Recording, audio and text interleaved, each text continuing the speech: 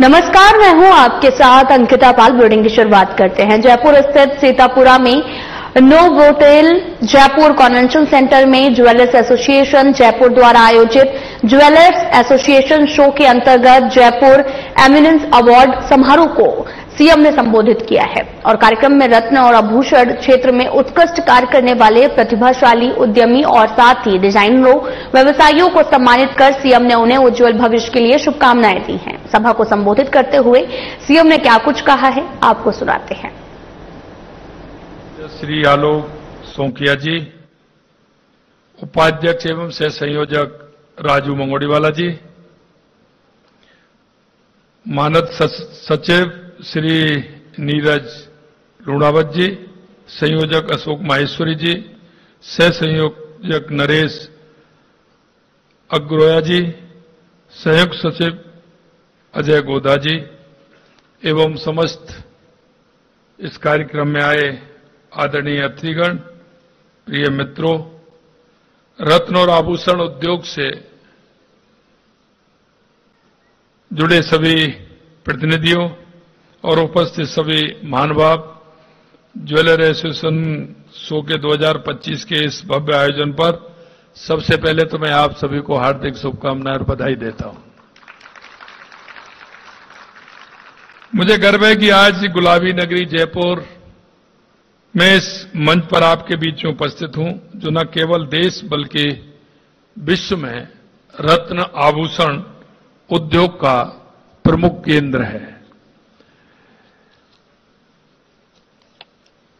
पिछले वर्ष आयोजित समारोह में भी मैं आप लोगों ने मुझे आमंत्रित किया था। मेरी कामना है कि इस वर्ष का आयोजन पिछले वर्ष की तरह ही सफल और सार्थक रहे। ज्वेलर्स एसोसिएशन जयपुर देश का पुराना और प्रतिष्ठित रत्न आभूषण व्यापार संगठन है। यह पिछली एक सदी से इस व्यवसाय को संगठित और सशक्त बनाने के साथ ही हमारी समृद्ध आभूषण कला को वैश्विक मंच पर पहचान दिलाने में अग्रणी भूमिका निभा रहा है। आज यह संगठन इस उद्योग की प्रगति का प्रतीक बन चुका है। जयपुर का रत्न आभूषण उद्योग हमारी सांस्कृतिक और ऐतिहासिक धरोहर का अभिन्न अंग है। जयपुर अपनी स्थापना के बाद ही कुंदन और मीनाकारी कला का केंद्र रहा है। ये दोनों ही जयपुर की विशिष्ट पहचान है। ये कलाएं विश्व भर में अपनी अनूठी शैली और बारीकी के लिए जानी जाती है। चाहे वो लंदन हो, दुबई हो, न्यूयॉर्क हो, जयपुर के कुंदन और मीनाकारी के आभूषण हर जगह अपनी धाक जमाने का काम कर रहे हैं। जयपुर विश्व के सबसे बड़े रत्न बाजारों में से एक है। यह विश्व भर के रत्नों का केंद्र है, जहां नीलम, पन्ना, माणक जैसे कीमती रत्नों से लेकर अर्ध कीमती रत्नों तक का व्यापार होता है। जयपुर के कारीगर रत्नों को तराशना, उनकी गुणवत्ता और को विश्व स्तरीय बनाने में आप माहिर हैं। विश्व में पाए जाने वाले ज्यादातर रंगीन रत्नों का व्यापार जयपुर से होकर गुजरता है। हम जयपुर को विश्व रत्न की राजधानी की उपाधि भी दे सकते हैं। लेकिन मैं आपसे इतना कहना चाहता हूं कि हमारे इस व्यापार को, क्योंकि मेरे को जापान जाना भी हुआ, मैं जर्मनी भी गया, यूके भी गया, वहां मुझे सभी लोग मिले। कोई दूसरा मिले ना मिले, लेकिन रत्न से संबंधित जयपुर के व्यापारी मेरे को वहां मिलते हैं। सबसे पहले मैं आपको बधाई देता हूं कि आपने हमारे जयपुर का, हमारे राजस्थान का नाम पूरे देश के अंदर आपने बड़े गर्व के साथ ऊंचा कर रखा है। इसलिए मैं आप सभी को बधाई देना चाहता हूं। लेकिन पिछली बार आया तो जब भी मैंने कहा था, क्योंकि यह ऐसा उद्योग है कि कहीं हमको लगता है कि हम इस उद्योग को ज्यादा अगर लोगों तक पहुंचाएंगे तो कहीं कोई परेशानी हमें होगी, मन में होगी। लेकिन मैं दूसरी बात आपसे कहना चाहता हूं, आप इस उद्योग को जितना बढ़ाओगे वो देश में नहीं दुनिया भर में एक जयपुर की पहचान बनेगी और यहाँ एक सबसे बड़ी मंडी जो है ये आगे और विकसित होगी। और मैं आपको इसलिए और कहना चाहता हूं, कभी कभी मेरे को लगता है कि आप घर में भी कुछ ना कुछ थोड़ा सा हमारी माता बहनों के साथ इस व्यापार में साझेदारी नहीं कर पा रहे हैं।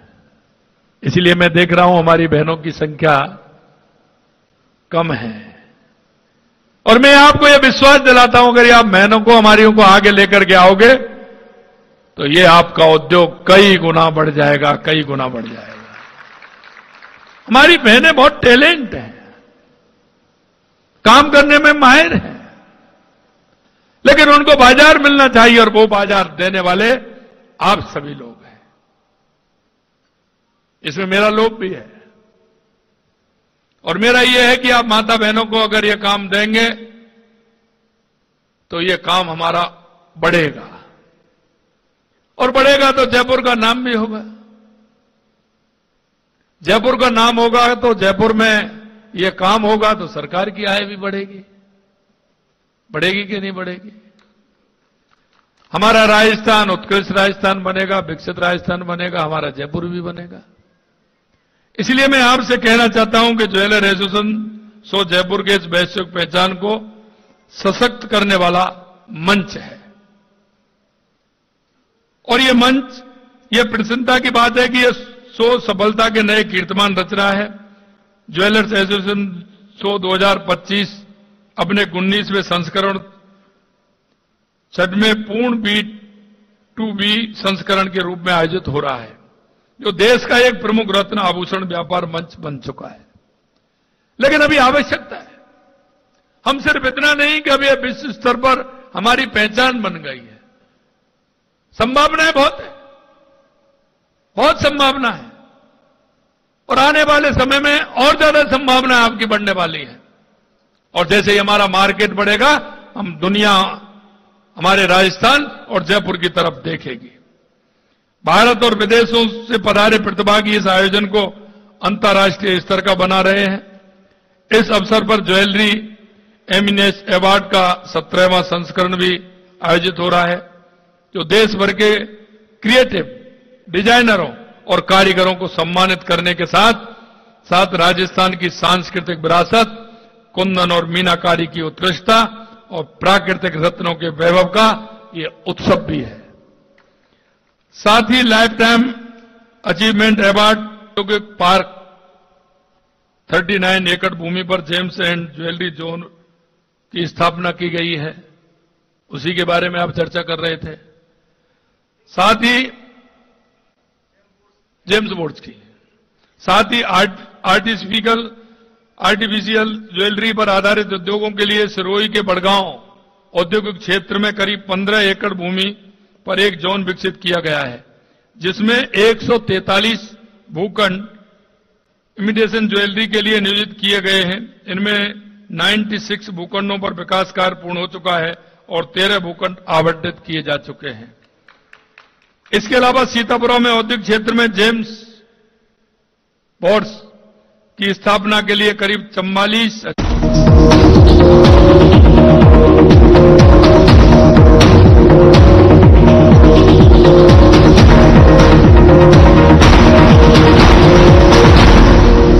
बेमौसम बारिश, आंधी और तूफान की चिंता भूल जाओ, फसल बीमा कराओ, सुरक्षा कवच पाओ। प्राकृतिक आपदा हो या कोई दुर्घटना, उसकी चिंता से भी मुक्ति पाओ। फसल बीमा हमने फसल बीमा योजना को अधिक प्रभावी बनाया, उसके दायरे में ज्यादा किसानों को लाए। अब तक 23 करोड़ से अधिक किसान आवेदनों को फसल मुआवजा मिला। खरीफ फसल बीमा के लिए शीघ्र पंजीकरण कराएं। बैंक शाखा, बीमा कंपनी, कृषि ऋण समिति, जन सेवा केंद्र से संपर्क करें या www.emfvy.gov.in पर ऑनलाइन आवेदन करें। बीमा कंपनी के प्रतिनिधि से घर बैठे एड ऐप द्वारा बीमा करा सकते हैं। फसल बीमा से संबंधित जानकारी के लिए हेल्पलाइन नंबर 14447 पर कॉल करें। फसल बीमा कराओ, सुरक्षा कवच पाओ।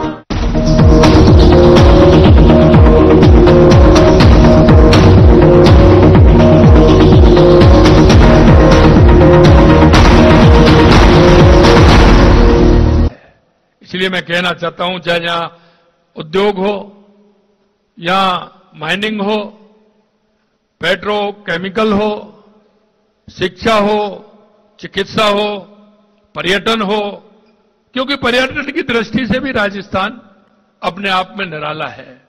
एक और अगर आप देखेंगे कि राजस्थान में वो सभी पर्यटन स्थल हैं जो देश नहीं दुनिया में अपना गौरव हासिल कर रहा है। इसलिए मैं कहना चाहता हूं, आप अपने क्षेत्र में उत्कृष्ट कार्य करें। एक बात जरूर मैं आपसे कहना चाहता हूं, हर क्षेत्र में हमारी सरकार आपके साथ कंधे से कंधा मिलाकर चलने के लिए, आपका सहयोग करने के लिए पूरी तरह से तैयार है। लेकिन मन में विश्वास होना चाहिए, मन में यह भाव होना चाहिए कि हमारे इस क्षेत्र में हम काम करेंगे, बढ़ चढ़ के करेंगे, हमारे लोगों को रोजगार भी मिलेगा। हम आप जो सुझाव देंगे, मैंने पिछली बार भी कहा था कि आप एक कमेटी बना करके हम आपके साथ एक हमारा अधिकारी लगाते हैं। आप क्या यहां संभावना है इस क्षेत्र में, उन संभावनाओं को तलाशिए। संभावनाओं को तलाशते हुए हम इस क्षेत्र में कैसे आगे बढ़ सकते हैं। सरकार पूरी तरह से आपके हर काम में सहयोग करेगी, इतना मैं आपसे कहना चाहता हूं। हमारी सरकार इस उद्योग के हर सहायता का प्रोत्साहन प्रदान करने के लिए प्रतिबद्ध है। इस आयोजन को सफल बनाने के लिए भी मैं सभी प्रदर्शकों, खरीदारों, कारीगरों, आयोजकों का आभार व्यक्त करता हूं। आइए हम जयपुर की कुंदन मीनाकारी रत्नों की इस अनमोल विरासत को विश्व पटल पर अधिक चमकाने का काम करें, यही मेरी शुभकामना है। और आगे इस क्षेत्र में हम कैसे बढ़ सकते हैं, हमारे आने वाली पीढ़ी, हमारे युवाओं को वो कैसे इस क्षेत्र में आए, उनके रोजगार के लिए भी काम करें। जो मीनाकारी का काम करते हैं उन लोगों को भी रोजगार मिलेगा, और आपके जो युवा इस काम को करने के लिए आएंगे वो दुनिया में आपका नाम रोशन करेंगे। इसलिए मैं यही कहना चाहता हूं, उन युवाओं को स्किल के माध्यम से उनको ये काम, हुनर ज्यादा से ज्यादा लोगों को मिले। तो वही खबर हनुमानगढ़ से है, जहां पर पंडित दीनदयाल उपाध्याय अंत्योदय संबल पखवाड़ा के तहत शनिवार को भादरा ब्लॉक की ग्राम पंचायत अनूप शहर में शिविर का आयोजन किया गया है। राज्य सरकार की गरीबी मुक्त राजस्थान संकल्प के अंतर्गत आयोजित इन शिविरों में किसानों के लंबे समय से लंबित विवादों को प्रशासनिक सहयोग से मौके पर ही सुलझाया गया। शिविरों में आए हुए ग्रामीणों और काश्तकारों को योजनाओं का सीधा लाभ प्रदान किया गया। ग्राम पंचायत अनूप शहर में आयोजित शिविर में आपसी सहमति से 7 खातों का विभाजन भी किया गया, जिसमें 36 काश्तकारों को लाभ मिला है। इनमें से एक खाता ऐसा था जिसमें 11 काश्तकार गरीब परिवारों से थे, जो कि वर्षों से भूमि विवाद से जूझ रहे थे। प्रशासन की समझाइश और सहयोग से इनका विवाद समाप्त हुआ। खाता विभाजन से राहत मिली और साथ ही 22 सीमा ज्ञान, 7 रास्ते, 2 धारा 136 और 21 धारा 188 के प्रकरणों का निस्तारण मौके पर किया गया। पंचायती राज विभाग द्वारा 3 लाभार्थियों को पट्टे वितरित किए गए और इसके साथ ही मिशन हरियालो राजस्थान के तहत ग्रामीणों को पौधारोपण का महत्व बताया गया। स्वामित्व योजना की जानकारी दी गई। इस पहल से न केवल पर्यावरण को लाभ मिलेगा, बल्कि ग्रामीणों को भूमि पर अधिकार पर सशक्त भी किया जाएगा। पखवाड़े के अंतर्गत आज हमारे गांव अनूप शहर की ग्राम पंचायत में लगाया गया शिविर। उसमें हमारे पंचायत समिति और राजस्व विभाग से नायब जी पधारे सभी, और लोगों के काम हो रहे हैं। कुछ यहाँ के जो खाता विभाजन के काम सबसे ज्यादा हो रहे हैं और चल रहे हैं, और पंचायत समिति की तरफ से, ग्राम पंचायत की तरफ से पट्टे भी वितरण किए गए हैं। और अन्य डिपार्टमेंट्स भी यहाँ पहुंचे हुए हैं। सभी के काम क्रमबद्ध और शांतिपूर्वक तरीके से आपके सामने हो रहे हैं, अभी चल रहे हैं। जो तहसीलदार सत्र के हैं उनका मौके पर ही निस्तारण कर दिया गया। इसके अतिरिक्त 7 रास्ते जो विवादित थे उनका मौके पर उनको समझाइश करके काश्तकारों के उनका निस्तारण किया गया। साथ साथ में पंचायती राज विभाग के द्वारा आज इस कैंप में 3 पट्टे वितरण किए गए हैं और अन्य विभागों के भी जो आवेदन आए हैं उनको संबंधित विभाग को उन आवेदनों को कार्रवाई करने के लिए और काश्तकारों को लाभान्वित करने के लिए भेज दिया गया। खबर हनुमानगढ़ से है, जहां पर पंडित दीनदयाल उपाध्याय अंत्योदय संभल पखवाड़ा के अंतर्गत शनिवार को भादरा ब्लॉक की ग्राम पंचायत मोटसरा में शिविर का आयोजन किया गया। राज्य सरकार की मंशा के अनुरूप ग्रामीणों की समस्याओं के त्वरित समाधान के लिए लगाए गए शिविर में किसानों और ग्रामीणों को बड़ी राहत मिली है। शिविर में 70 से अधिक प्रकरणों का मौके पर निस्तारण किया गया। खाता विभाजन प्रकरणों में भी आपसी सहमति से कार्रवाई की गई, जिससे 1 दर्जन से भी अधिक काश्तकार लाभान्वित हुए हैं। और इसके अतिरिक्त रास्ते के 5, सीमा ज्ञान के 10, शुद्धि धारा 136 के 2, शुद्धि धारा 166, एक तरमीम दुरुस्ती का भी प्रकरण भी मौके पर निस्तारित किया गया। राजस्व विभाग की सक्रियता से सालों पुराने कई विवादों का पटाक्षेप हुआ और खाद्य सुरक्षा, पीएम किसान सम्मान निधि और प्रधानमंत्री आवास योजना के प्रकरणों में भी त्वरित कार्रवाई करते हुए पात्र लोगों को योजनाओं का लाभ दिया गया है। जहाँ पे लगभग 19 विभाग है, जिसके द्वारा लगभग 70 से अधिक प्रकार के कार्य किए जा रहे हैं, जिसमें राजस्व विभाग है, जिसमें राजस्व का निराकरण है, सीमा ज्ञान के जो प्रकरण है उनका निस्तारण हम कर रहे हैं। आपसी से जो खाता विभाजन है या राजस्व कोर्ट है, उनके जो नोटिस होते हैं उनको तामील करवाना है। इसके अलावा हमारे साथ सदस्य बैठे हैं और पंचायती राज विभाग द्वारा जैसे पौधारोपण है, स्वामित्व कार्ड जो वितरित करना है। खबर हनुमानगढ़ के नोहर से है, जहां पर नगरासरी रोड पर स्थित कृष्णा ईंट उद्योग पर हरियालो राजस्थान अभियान के तहत 200 से अधिक पौधों का रोपण किया गया है और साथ ही हरा भरा राजस्थान बनाने के उद्देश्य से बिरकाली निवासी मदन लाल सिहाग द्वारा एक मुहिम चलाकर कई सार्वजनिक कार्यालयों और गांव में 3000 से भी अधिक पौधों का रोपण किया जा चुका है। वहीं 2000 से भी अधिक पौधे इस सीजन में लगाने का उनका लक्ष्य है। साथ ही एनजीटी के नियमानुसार पर्यावरण संरक्षण को बनाए रखने के लिए कृष्णा ईंट उद्योग पर भी उनके द्वारा 1500 से भी अधिक पौधे लगाए गए हैं, जो कि उचित संरक्षण और सार संभाल के चलते बड़े पेड़ बन गए हैं। साथ ही आपको यह भी बताते चलें कि समाजसेवी मदन लाल सिहांग ने बताया कि पेड़ पौधों के संरक्षण और सार संभाल के लिए उनके द्वारा एक टीम बनाई गई है, जो कि रोजाना पौधों में पानी डालने का काम करती है और उनकी देखभाल भी करती है। पहलू है बचपन से इस पौधों के बारे में हमें हर समय पौधे जैसे कहीं मिले वैसे भी पौधे लाके यहाँ पे लगाने का बस लक्ष्य बना है। अब तक कितने पौधे और लगाए जाने का लक्ष्य है? आगे कितने पौधे? आगे बस जैसे जीवन चलता रहे वैसे वैसे आगे बढ़ते रहे। अच्छा, पौधों को बढ़ावा देते रहे। अब कौन कौन से किस्म के पौधे लगे हुए हैं? फूल के हैं, अन्य प्रजाति? सभी प्रकार के पौधे लगा रखे हैं सर। जो भी पौधा मिलेगा उसे लेके यहाँ लगाते हैं। करीब 100 पौधे आए साल हर वर्ष लगवाते हैं, जिसमें लगभग 76 पौधे जीवित हैं। इनकी देखभाल पानी के लिए पूरी व्यवस्था कर रखी है। टैंकर से पानी लाया जाता है। यहाँ फिलहाल कोई वो व्यवस्था तो है नहीं। टैंकर से ला के पास वाले गांव से यहाँ पौधों में डलवाया जाता है मीठा पानी और उनकी प्रोग्रेस की। करौली विधायक दर्शन सिंह गुर्जर ने अपने आवास पर लोगों की समस्याओं को सुना। मौके पर ही अधिकारियों को फोन कर समस्या समाधान के निर्देश दिए हैं। अधिकांश समस्या सड़क सुधारीकरण, विद्युत, पानी आदि की समस्याओं का तुरंत निस्तारण करवाया गया। समस्याओं का समाधान करते हुए अपने 1.5 सालों के कार्यकाल में हुए कार्य से भी अवगत कराते हुए विधायक ने बताया कि करौली में विगत 1.5 सालों में मेरे द्वारा सैटेलाइट हॉस्पिटल की घोषणा, करौली में दोनों ओर से बाईपास की घोषणा और हिडौन से करौली 4 लाइन सड़क जीएसएस का निर्माण और 3 करोड़ की लागत से ग्रामीण क्षेत्रों की सड़कों का निर्माण कराने का आश्वासन दिया गया। विधायक ने अपने द्वारा कराए गए कार्यों का श्रेय मुख्यमंत्री भजनलाल शर्मा को देते हुए आभार जताया है।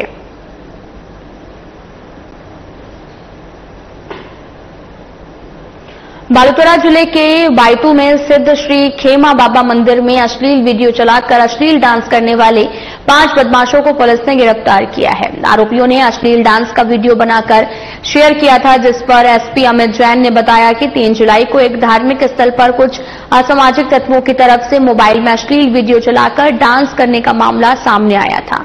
धार्मिक भावनाओं को आहत करने के उद्देश्य से आरोपियों ने अश्लील डांस का वीडियो बनाकर शेयर कर दिया।